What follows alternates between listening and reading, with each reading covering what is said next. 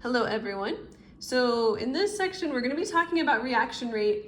This video we're going to talk first about the 3 conditions that are necessary for a reaction, and then in a later video we'll talk about how these conditions affect the reaction rate. So before we get to the 3 things that you need, there's one thing you need to understand, and it's activation energy. So for a reaction to happen, energy is required, and each reaction needs a different amount of energy. But the minimum amount of energy needed is called the activation energy. So activation energy is the minimum amount of energy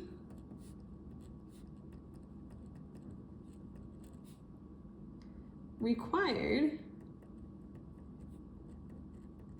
for the reactants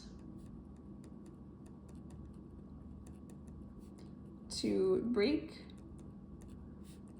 bonds. All right, so we'll be referring to this in the future, so just keep this in mind. There's this thing called collision theory that says that reactions happen when particles collide. But it can't just be any collision. There's a couple of things that need to be in place. So first of all, for particles to react, they do have to collide, and they have to collide with enough energy.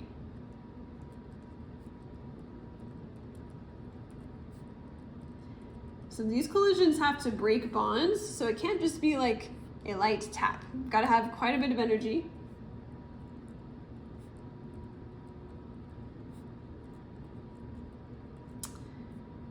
And in addition to having enough energy, they have to be properly oriented. So the molecules have to hit each other such that the bonds are able to break. If they hit each other in the wrong orientation, that will not work. So they have to be properly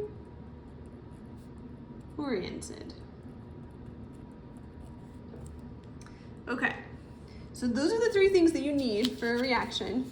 One last thing we're going to do on this page is look at this graph. So this is a graph that is showing the energy. This is usually potential energy as a reaction is occurring. So right here, this energy represents the energy that the reactants have. So we're going to label this reactants. And then over here on the right, this is the energy that the products have. So you can see over the course of this reaction, the reactants actually lose energy.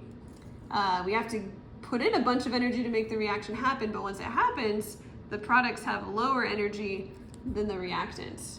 This distance right here from the reactants energy to the top of this hill, that is the activation energy. And I don't know if that's going to fit in this box, so I'm going to draw an arrow.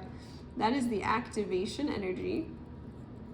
So some reactions have higher barriers than others. Some have really low, some have really high.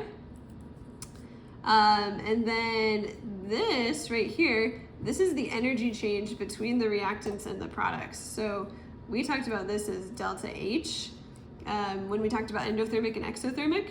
So hopefully you can see with this reaction, this would be an exothermic reaction because the reactants are basically losing energy to turn into the products. So delta H would be negative. But anyway, that's kind of a different section. The main thing I need you to see is that this is the activation energy right here.